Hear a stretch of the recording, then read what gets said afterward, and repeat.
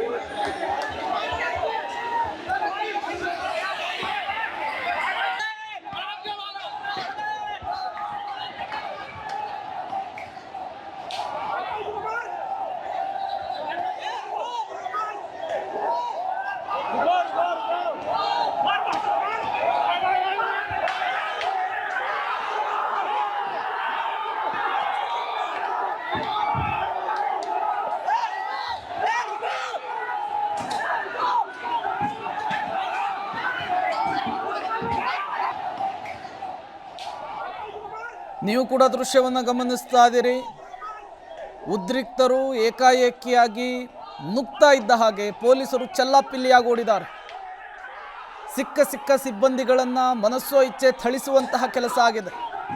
ಅವರದ್ದೇ ಲಾಠಿ ದೊಣ್ಣೆ ಬಡಿಗೆಗಳಿಂದೆಲ್ಲ ಬಡದಾಡಿದ್ದಾರೆ.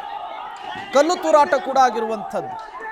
ಈ ಮೂಲಕ ದೆಹಲಿಯ ಜಂತರ್ ಮಂತರ್ ಅಕ್ಷರಶಃ ರಣಾಂಗಣವಾಗಿ ನಿನ್ನೆ ಮಾರ್ಪಟ್ಟಿತ್ತು. 3ನೇ ದಿನವೂ ಕೂಡ ಅದೇ ಪರಿಸ್ಥಿತಿ ಮುಂದುವರೆದಿತ್ತು. ಎಸಿಪಿ ಒಬ್ಬರನ್ನ ಅಟ್ಟಾಡಿಸ್ಕೊಂಡು ಹೋಗ್ತಾ ಇರುವಂತಹ ದೃಶ್ಯವನ್ನು ಗಮನಿಸ್ತಾ ಇದ್ರಿ. ಉದ್ರಿಕ್ತರು ಪಾಪ ಪೊಲೀಸರು ತಾನೇ ಏನು ಮಾಡ್ತಾರೆ, ಭದ್ರತೆಗೆ ಅಂತ ಹಾಕಿದ್ದಾರೆ. ಮೇಲಾಧಿಕಾರಿಗಳು ಸಚಿವರುಗಳು ಹೇಳ್ದ ಹಾಗೆ ಕೇಳ್ತಾರವರು.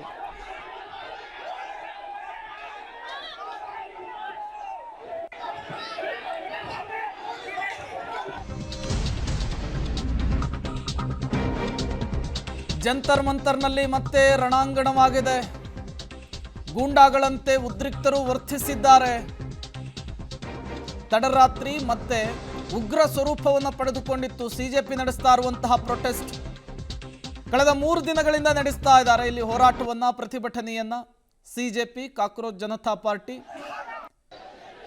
ಧರ್ಮೇಂದ್ರ ಪ್ರಧಾನ್ ರಾಜೀನಾಮೆ ಕೊಡಬೇಕು ಅಂತ ಹೇಳಿ, ಪ್ರಧಾನಿ ನರೇಂದ್ರ ಮೋದಿ ಅವರು ಮೌನ ಮುರಿಬೇಕು ಅಂತ ಹೇಳಿ.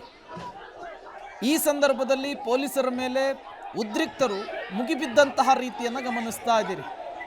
ಹೋರಾಟ ಮಾಡುವಂತಹದ್ದು ಸರಿ, ಪ್ರತಿಭಟನೆಯನ್ನು ಮಾಡುವಂತಹದ್ದು ಸರಿ, ಸರ್ಕಾರವನ್ನು ಪ್ರಶ್ನೆ ಮಾಡುವಂತಹದ್ದು ಕೂಡ ಸರಿ, ನೀಟ್ ಅಕ್ರಮದ ವಿರುದ್ಧ ನೀವು ಮಾಡ್ತಾ ಇರುವಂತಹ ಹೋರಾಟವೂ ಕೂಡ ಸರಿ. ಆದರೆ ಹೋರಾಟದ ನೆಪದಲ್ಲಿ ಪಾಪ ಭದ್ರತೆಗೆ ಬಂದಂತಹ ಪೊಲೀಸರ ಮೇಲೆ ಈ ರೀತಿ ನಡೆದುಕೊಳ್ತಾ ಇರುವಂತಹ ರೀತಿ, ಕಾನೂನನ್ನು ಕೈಗೆ ತೆಗೆದುಕೊಳ್ತಾ ಇರುವಂತಹ ರೀತಿ ಇದೆಯಲ್ಲ, ಇದು ತಪ್ಪು. ನಿಮ್ಮ ಹೋರಾಟದ ಉದ್ದೇಶದ ದಿಕ್ಕು ತಪ್ಪಿಸುವಂತಹ ಕೆಲಸ ಆಗ್ತಾ ಇದೆ. ಇದರಿಂದ ಕಾನೂನಿನ ಪ್ರಕಾರ ಏನನ್ನ ಕೇಳೋದಕ್ಕೆ ಅವಕಾಶ ಇದೆಯೋ ಅದೆಲ್ಲವನ್ನೂ ಕೂಡ ಕೇಳಿ ಪ್ರತಿಭಟನೆಯನ್ನು ಮಾಡಿ. ಇದು ಈಗ ಸಹಜವಾಗಿಯೇ ಬೇರೆಯದ್ದೇ ರೀತಿ ಚರ್ಚೆ ಗ್ರಾಸವಾಗ್ತಾ ಇದೆ.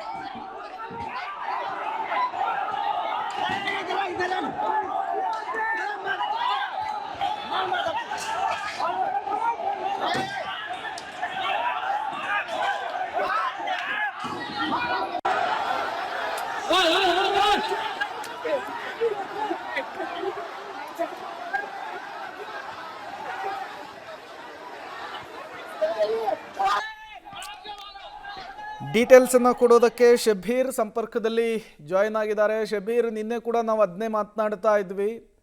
ಈ ಪ್ರತಿಭಟನೆ ಸರ್ಕಾರವನ್ನು ಪ್ರಶ್ನೆ ಮಾಡುವಂಥದ್ದು ಎಲ್ಲವೂ ಕೂಡ ಸರಿನೇ, ಬಟ್ ಹಂಗಂಥೇಳಿ ಈ ರೀತಿ ಕಾನೂನನ್ನು ಕೈಗೆತ್ಕೊಳ್ತಾ ಇರೋದು, ಪೊಲೀಸರ ಮೇಲೇನೆ ಮುಗಿಬೀಳ್ತಾ ಇರುವಂಥದ್ದು, ಎಲ್ಲೋ ಹೋರಾಟದ ದಿಕ್ಕು ತಪ್ಪಿಸುವಂತಹ ಕೆಲಸ ಆಗ್ತಾ ಇದೆಯಾ ಅಂಥೇಳಿ ಕೆಲವರಿಂದ. ಖಂಡಿತವಾಗ್ಲೂ ಪ್ರೇಮ್, ನೋಡಿ, ಹೋರಾಟದ ದಿಕ್ಕು ತಪ್ಪುತ್ತಿರುವಂತಹ ಸಾಧ್ಯತೆಗಳು ಬಹಳ ದಟ್ಟವಾಗಿ ಕಾಣಿಸ್ತಾ ಇದೆ. ಕಳೆದ 1 ತಿಂಗಳಿಂದ ನಡೀತಾ ಇದ್ದಂಥ ಶಾಂತಿಯುತ ಪ್ರತಿಭಟನೆ ಈಗ ಏಕಾಏಕಿ ತೀವ್ರ ಸ್ವರೂಪವನ್ನು ಪಡೆದುಕೊಳ್ತಾ ಇದೆ. ಪ್ರತಿಭಟನಾಕಾರರಲ್ಲೇ ಕೆಲವು ಕಿಡಿಗೇಡಿಗಳು ಈ ರೀತಿಯಾದಂಥ ಕೃತ್ಯಗಳನ್ನು ಮಾಡ್ತಾ ಇರುವಂಥದ್ದು, ಮುಖ್ಯವಾಗಿ ಭದ್ರತೆಗೆ ನಿಂತಿರುವಂತಹ ದೆಹಲಿ ಪೊಲೀಸರು ಮತ್ತು ಕೇಂದ್ರದ ಮೀಸಲು ಪಡೆಗಳನ್ನು ಗುರಿಯಾಗಿಸ್ಕೊಂಡು ಅವ್ರ ಮೇಲೆ ಕಲ್ಲುಗಳನ್ನು ಎಸೆಯುವಂಥದ್ದು ಅಥವಾ ಅವರ ಲಾಠಿಗಳನ್ನೇ ಬಳಸ್ಕೊಂಡು ಅವರ ಮೇಲೆ ದಾಳಿಯನ್ನು ಮಾಡಲಿಕ್ಕೆ ಪ್ರಯತ್ನವನ್ನು ಮಾಡ್ತಾ ಇರುವಂತಹ ಸಂಗತಿಗಳು ಕೂಡ ಗೊತ್ತಾಗ್ತಾ ಇರುವಂಥದ್ದು. ಆ ವಿಡಿಯೋಗಳು ಕೂಡ ನಮಗೆ ನೋಡಲಿಕ್ಕೆ ಸಿಗ್ತಾ ಇದೆ.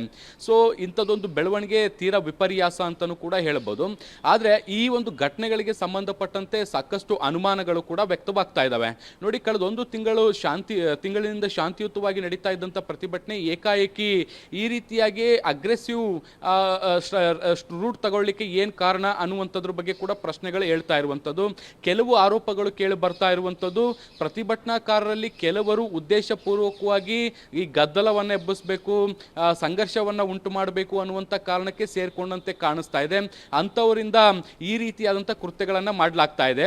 ಈ ಒಂದು ಪ್ರತಿಭಟನೆಯ ದಿಕ್ಕನ್ನು ತಪ್ಪಿಸಲಿಕ್ಕೆ ಇಂತಹ ಪ್ರಯತ್ನಗಳು ಕೂಡ ನಡೀತಾ ಇರಬಹುದು ಅನ್ನುವಂಥ ಅನುಮಾನಗಳು ಕೂಡ ವ್ಯಕ್ತವಾಗ್ತಾ ಇದ್ದಾವೆ. ಅಂತಿಮವಾಗಿ ಪೊಲೀಸರು ಕೂಡ ಇದನ್ನ ತನಿಖೆಯನ್ನು ಮಾಡಬೇಕು. ಯಾರು ಈ ರೀತಿಯಾಗಿ ಭದ್ರತಾ ಸಿಬ್ಬಂದಿಯ ಮೇಲೆ ಹಲ್ಲೆಯನ್ನು ಮಾಡಲಿಕ್ಕೆ ಬಂದಿದ್ದಾರೆ, ಅವರ ವಿಡಿಯೋಗಳು ಸಹಜವಾಗಿ ಇದ್ದೇ ಇರುತ್ತೆ. ಅವರನ್ನು ಪತ್ತೆ ಹಚ್ಚಿ ಬಂಧನಕ್ಕೊಳಪಡಿಸಿದ್ರೆ ಇವ್ರು ಯಾರು, ಇವರ ಹಿನ್ನೆಲೆ ಏನು, ಇವರು ನಿಜಕ್ಕೂ ಕೂಡ ಪ್ರತಿಭಟನೆಗೆ ಬಂದಿದ್ರಾ ಅಥವಾ ಗದ್ದಲವನ್ನು ಎಬ್ಬಿಸುವಂಥ ಉದ್ದೇಶದಿಂದ ಬಂದಿದ್ರಾ ಅನ್ನುವಂತಹ ಪ್ರಶ್ನೆಗಳಿಗೆ ಉತ್ತರ ಸಿಗುತ್ತೆ. ಆದರೆ ಈಗ ನಡೀತಾ ಇರುವಂತಹ ಸಂಗತಿಗಳನ್ನು ಗಮನಿಸಿದ್ರೆ ಬಹುಶಃ ನಿಜಕ್ಕೂ ಕೂಡ ಬೇಸರ. ಯಾಕಂದ್ರೆ ದೇಶದಾದ್ಯಂತ ಒಂದು ಬೆಂಬಲ ವ್ಯಕ್ತವಾಗ್ತಾ ಇದೆ, ಇಡೀ ಪ್ರತಿಭಟನೆಗೆ ದೊಡ್ಡ ಮಟ್ಟದ ಸಪೋರ್ಟ್ ಬರ್ತಾ ಇದೆ. ಕೇಂದ್ರ ಸರ್ಕಾರವನ್ನು ಮಣಿಸುವಂತಹ ಹಂತಕ್ಕೆ CJP ಹೋಗ್ತಾ ಇರುವಂಥದ್ದು. ಸೊ ಈ ಹಂತದಲ್ಲಿ ಈ ರೀತಿಯಾದಂಥ ಘಟನೆಗಳು ಸಮರ್ಥನೀಯ ಅಲ್ಲ. ಪ್ರೇಮ್.